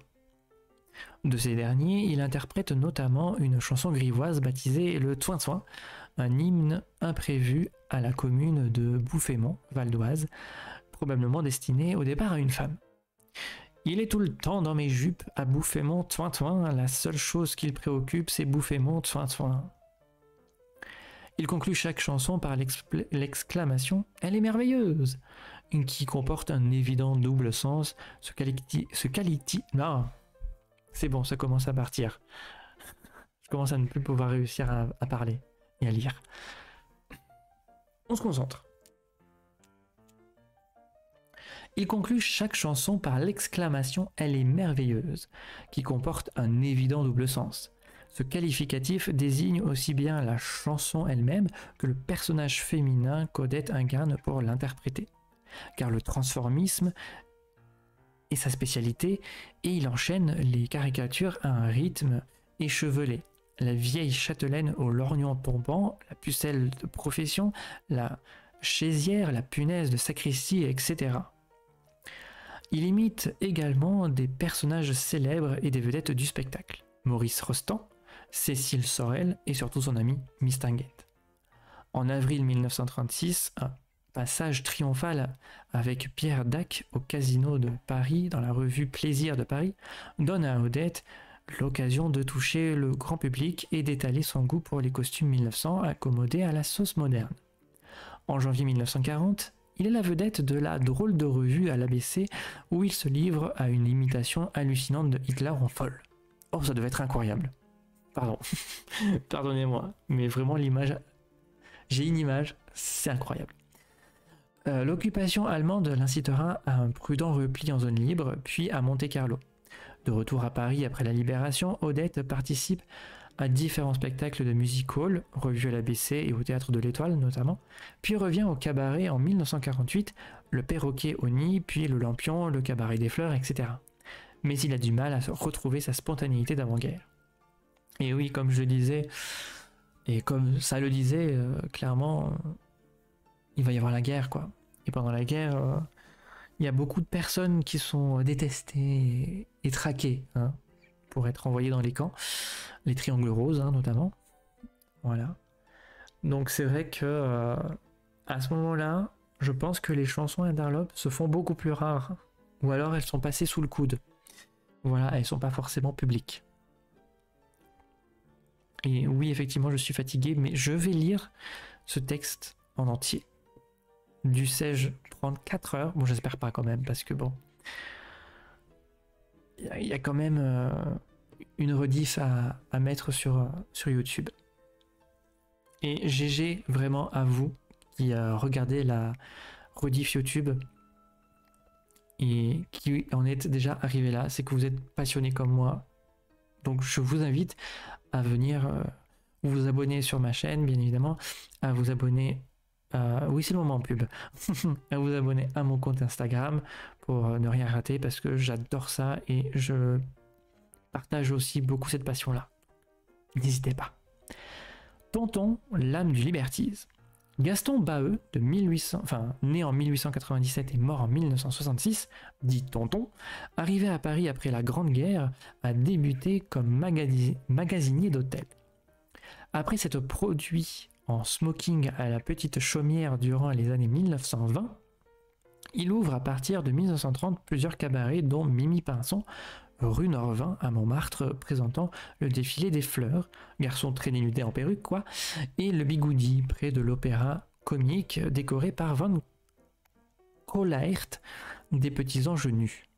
Fin 1940, Tonton rachète à Bob Giguet le Liberty's Bar de la Place Blanche décoré par Liniment.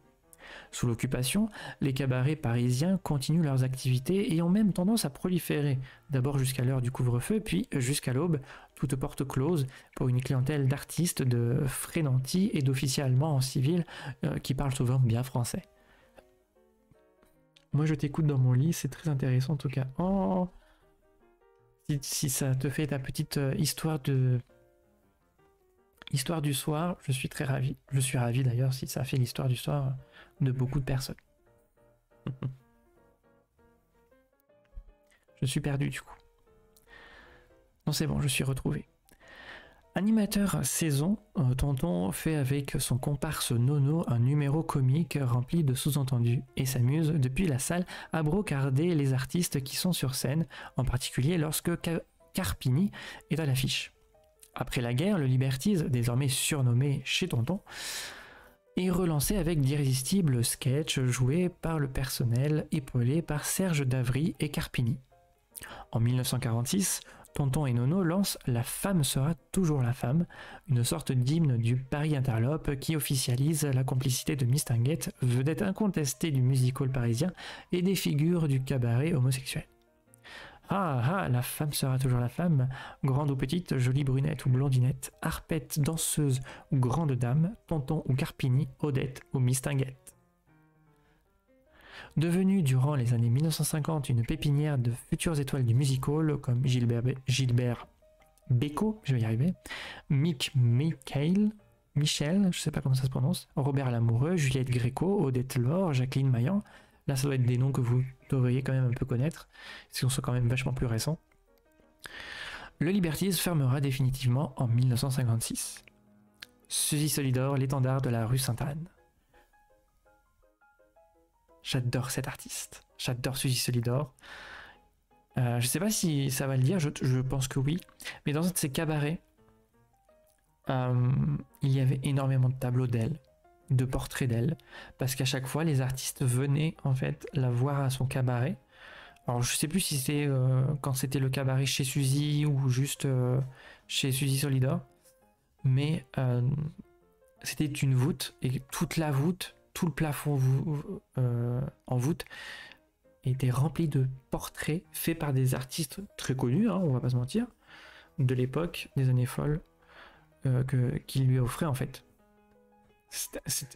Il y a je crois qu'on peut trouver des photos sur internet, hein, donc n'hésitez pas à aller chercher. Mais ouais, il peut y avoir ça quoi. Donc j'ai hâte de... Voilà, je vais le lire, ça sera plus simple. Faut que j'arrête d'essayer de complimenter, de commenter. Là, faut que je lise juste, je pense. Après, on est bientôt à la fin. Ça va. À la différence des autres chanteuses et actrices lesbiennes des années 1930, Suzy Solidor, Suzanne Rocher de son vrai nom de 1900 à 1983, fut la première et l'une des seules à ériger ses goûts en enseigne. Elle a quitté sa Bretagne natale en 1918 pour tenter sa chance à Paris comme mannequin. Elle est vite devenue la maîtresse de la célèbre antiquaire Yvonne de Brémond d'Ars.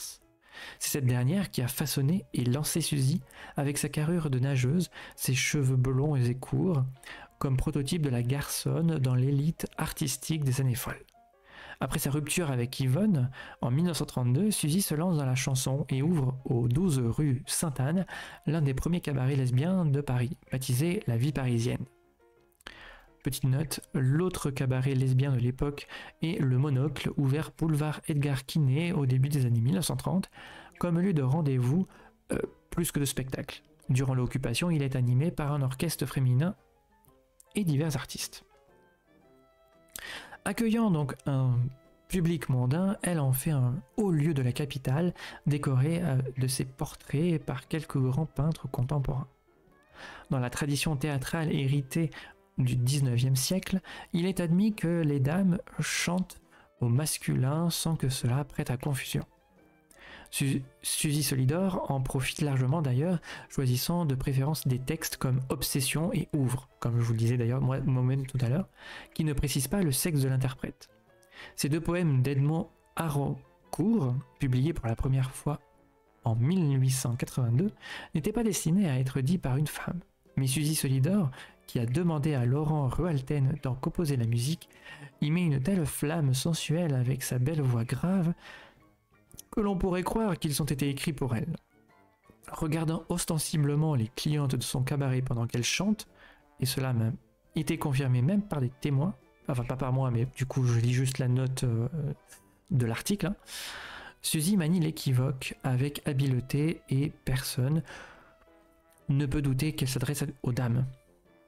Ouvre tes bras pour m'enlacer, ouvre tes seins que je m'y pose. Parce que là je me souviens de l'air de la chanson, je la connais, je l'aime bien.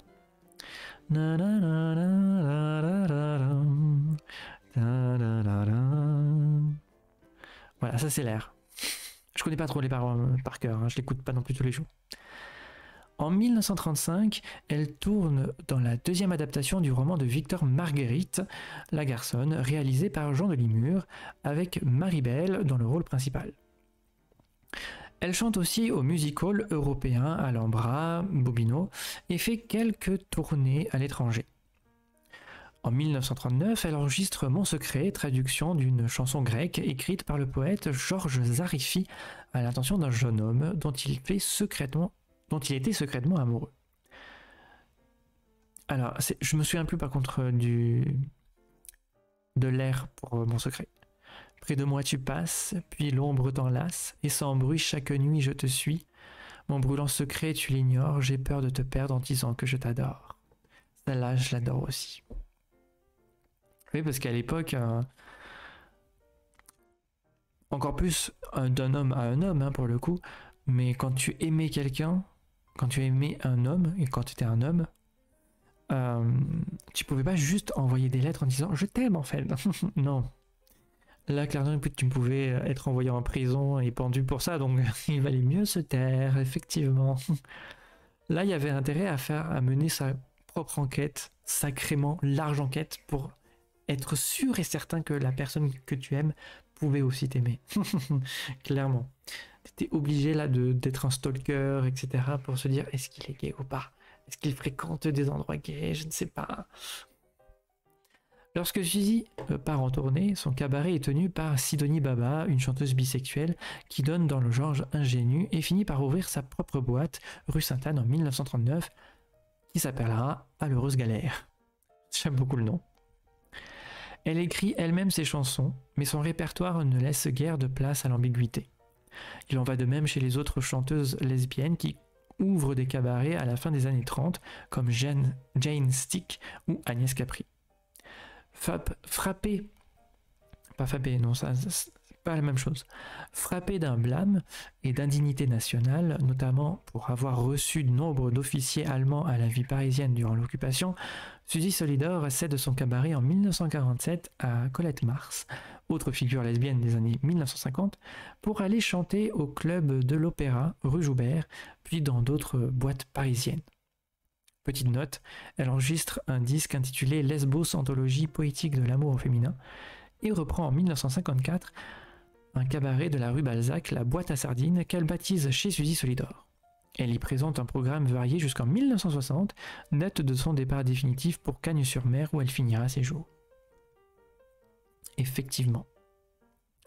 Une affirmation en construction. Après examen, notre corpus révèle des lignes de partage. On constate qu'il contient des chansons explicites, à usage externe, qui décrivent des personnages ou des situations clairement identifiables comme relatives à l'homosexualité, et des chansons implicites, à usage interne, dont le texte ambigu permet un jeu entre l'interprète et le public. Il importe alors de distinguer plusieurs approches dans l'analyse de contenu. Quels sont les types décrits dans les chansons? Quelles images véhicule-t-elle? Quel message, positif ou négatif, l'interprète fait-il passer selon qu'il est concerné ou non par ce qu'il chante? Comment un artiste peut-il utiliser la chanson pour mettre en scène ses propres penchants et toucher une partie ciblée du public? La garçonne, personnage équivoque. La folle, cible facile et récurrente. Les lesbiennes en tant que telles sont remarquablement absentes dans les textes de notre corpus, dont il est utile de rappeler que la quasi-totalité des auteurs sont des hommes. Seule la figure de la garçonne est présente de façon assez limitée, essentiellement dans la seconde moitié des années folles. Des années 20 du coup. Dans ces chansons, c'est surtout la question du genre qui est abordée. Le vocabulaire employé décrit les cheveux coupés, l'allure masculine, le pantalon, le smoking, l'aplatissement des formes, l'inversion du genre. Certaines chansons comme Mon petit jeune homme de femme ou Elle a un smoking suggèrent une confusion entre les garçons féminins et les garçons. Beaucoup plus nombreuses, les chansons du corpus mettant en scène des personnages masculins supposés homosexuels utilisent rarement le mot PD. Ce sont bien davantage des termes d'esthète, de folle, de tapette, de tante, de tata qui sont employés. L'accent est mis sur le caractère précieux ou efféminé. L'expression prout-prout, apparue vers la Belle Époque, servait également durant les années 1930-40 à désigner les folles de façon assez typique. On la retrouve dans bon nombre de couplets parodiques, tout comme un autre gimmick, tais-toi, accompagné sur scène d'un petit mouvement de la main caractéristique.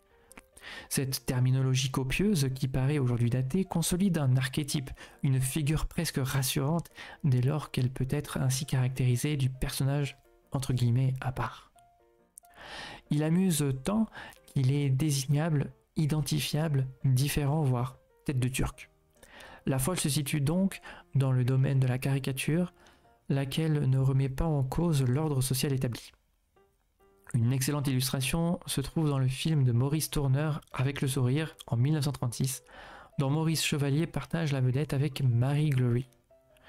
Jouant le rôle d'un directeur de music hall, il donne à sa jeune protégée une éblouissante leçon d'interprétation, adressant chaque couplet de la chanson, le chapeau de Zozo, à une classe différente du public, les gens du monde, les Français moyens, quelques Apaches et les gens un peu trop précieux, trop distingués. Représentative du mode de pensée de l'époque, cette séquence est particulièrement signifiante. Nombre de chansons de l'entre-deux-guerres utilisent un vocabulaire dévalorisant au premier degré pour se moquer des homosexuels. Il en va de même pour d'autres minorités, noirs, juifs, etc., auxquels on applique également un vocabulaire supposé entre guillemets adéquat. Chacune devient une cible facile, entre guillemets classique, pourrait-on dire, pour des auteurs en mal d'inspiration. L'idéologie dominante a ainsi forgé une série de stéréotypes et de représentations plus ou moins agressives selon les minorités concernées.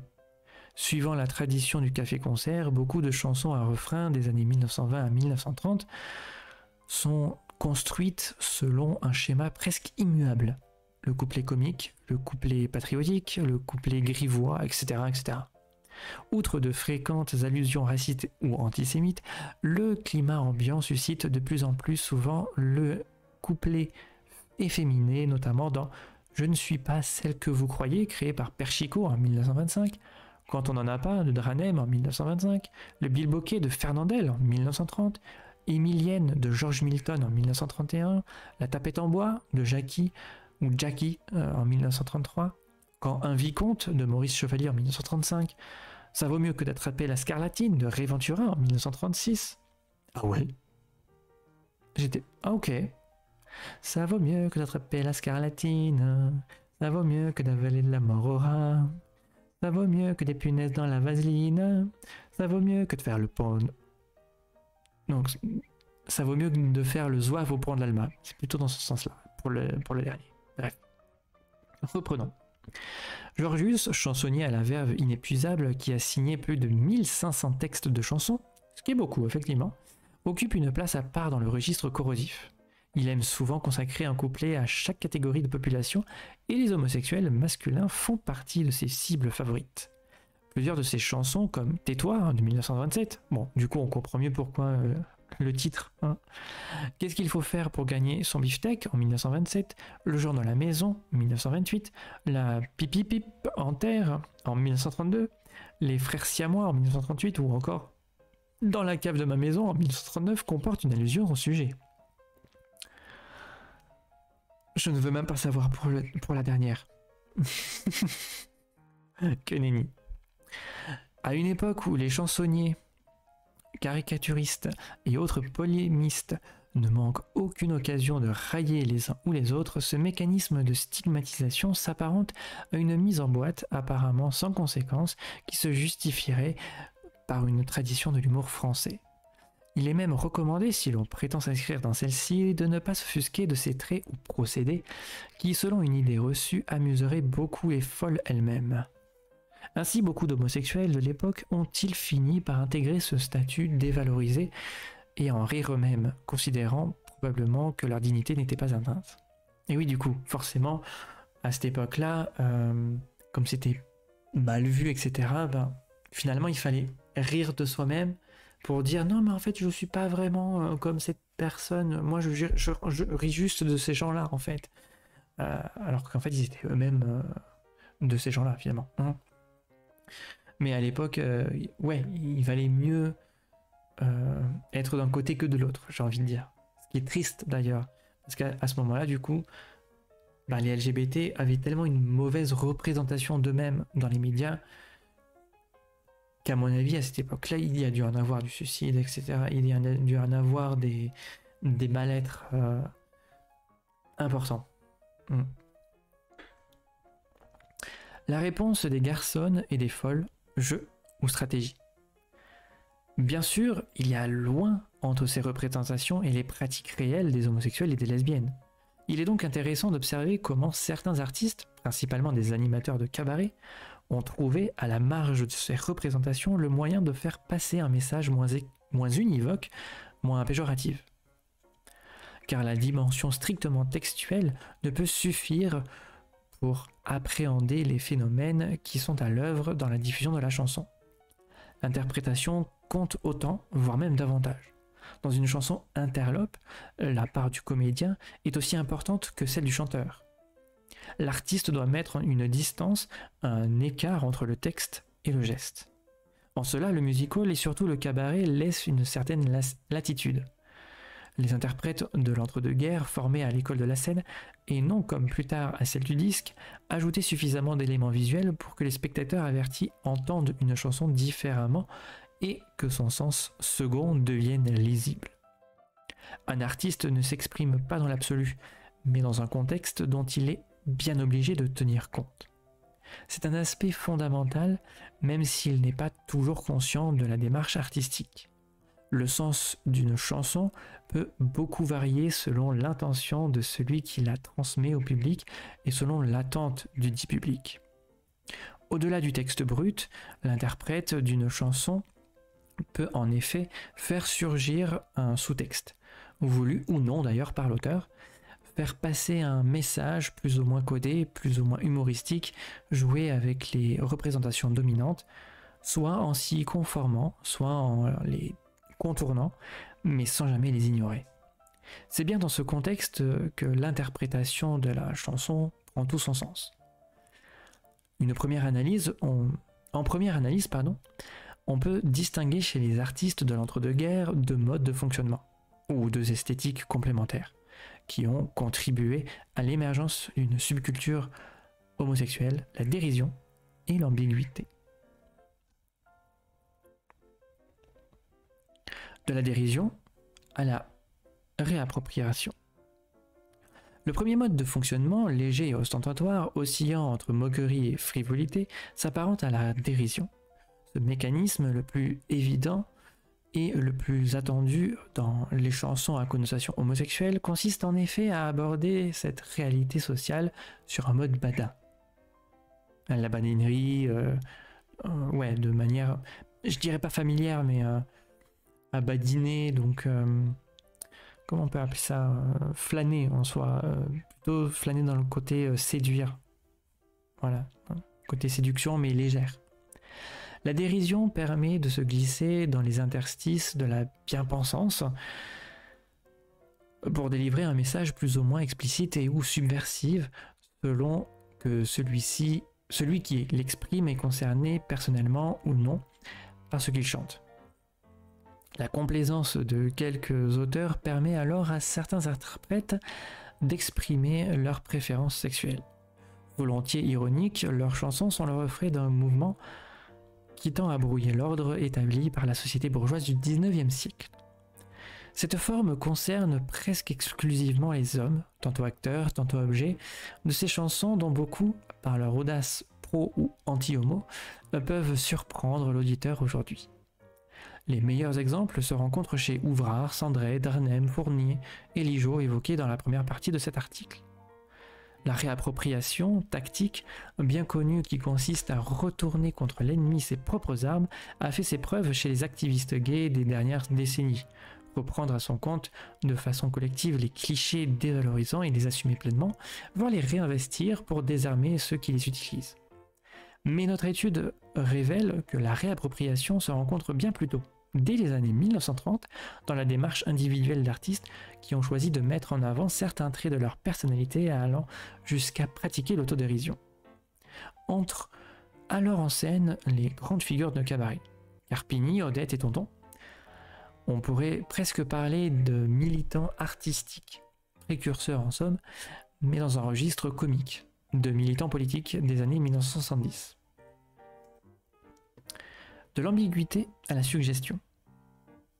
Le second mode de fonctionnement, plus grave et plus sensuel, oscillant entre message codé et chronique sociale, relève de l'ambiguïté.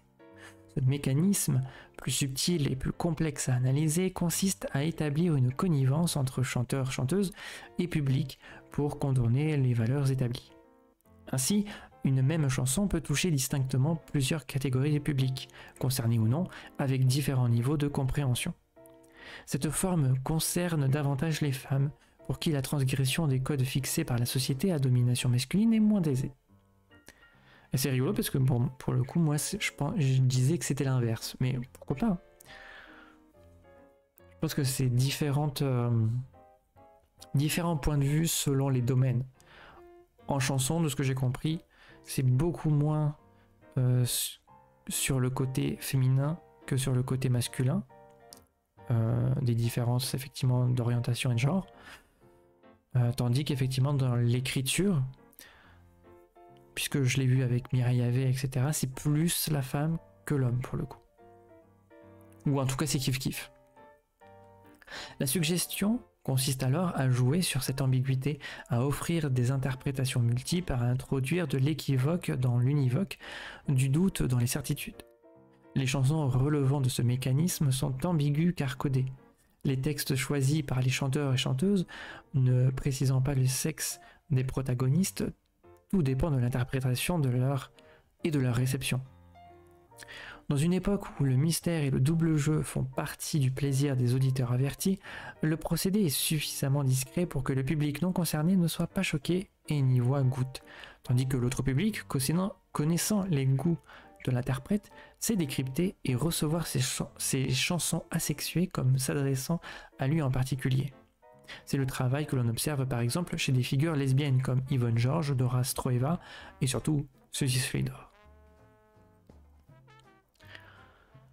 Ça, j'aime beaucoup le principe effectivement de auditeur averti. Et c'est vrai qu'aujourd'hui, quand on les écoute, même si on n'est pas forcément un auditeur averti, je pense que les allusions sont assez grivoises, sont assez claires surtout. Parce qu'aujourd'hui, on n'utilise plus forcément ce vocabulaire qui a été utilisé à l'époque. Donc, on le connaît mieux, ce vocabulaire, de tous les jours. Donc, on va savoir de quoi il parle direct. Alors qu'à l'époque, c'était pas forcément des mots qui étaient forcément beaucoup utilisés. Donc, forcément, à l'époque, il pouvait y avoir forcément ce genre d'auditeur averti. Certains artistes homosexuels peuvent même exacerber leur démarche. Il s'agit alors pour eux d'utiliser l'espace laissé disponible par la langue, parodie, intertextualité, et les usages scéniques du monde du spectacle pour glisser un message. Jouer sur la voix, l'intonation, l'habillement, le maquillage, son absence d'ailleurs, la gestuelle, l'attitude sur scène, ainsi que sur des éléments spécifiquement identitaires comme autant de signes de reconnaissance d'une subculture homosexuelle, certains vocables, attributs vestimentaires, coiffures, couleurs. Se dessine alors tout un système de clins d'œil destiné à la partie avertie du public, en particulier celui qui fréquente les cabarets parisiens. Cette technique relève davantage du jeu que de l'affirmation, mais son impact dans l'élaboration de la subculture homosexuelle n'est pas à négliger. L'étude de notre corpus de chansons concernant l'homosexualité confirme l'existence d'une subculture homosexuelle importante durant l'entre-deux-guerres qui irriguait tout le réseau de diffusion de la chanson, production, interprétation, réception. Toutefois, l'esprit débridé qui a fleuri dans le milieu du spectacle au cours des années 1920-1930 n'est déjà plus de mise lorsqu'éclate la Seconde Guerre mondiale. On sait tous pourquoi d'ailleurs. Pardon. Dans Paris, occupé, l'homosexualité demeure tolérée à condition de rester discrète. L'hostilité se cristallise pour l'essentiel sur le mouvement des jeunes zazous, arborant en ces temps de disette une élégance outrancière, associée à la vogue du swing et des bals clandestins. La chanson s'en fait l'écho à travers quelques œuvres restées confidentielles car non enregistrées. Par exemple Zazou et Zouza, créé par John Milton, qui préconise l'internement à Charenton des zazous homosexuels. Effectivement, tant mieux finalement que ça soit pas enregistré. Mais oui, il fallait faire plaisir effectivement, je pense, à tout ce qui était nazi pour éviter de se faire emprisonner ou quick, quoi. Après la guerre et jusqu'aux années 60, notre corpus s'étiole singulièrement. La virilité, caractéristique des années de reconstruction qui suivent la libération, ne laisse alors guère de place à l'expression des différences sexuelles ou à l'ambiguïté du genre. C'est surtout chez les chanteuses lesbiennes que l'on trouve des tentatives de dévoilement, exploitant l'ambivalence de certains textes de chansons.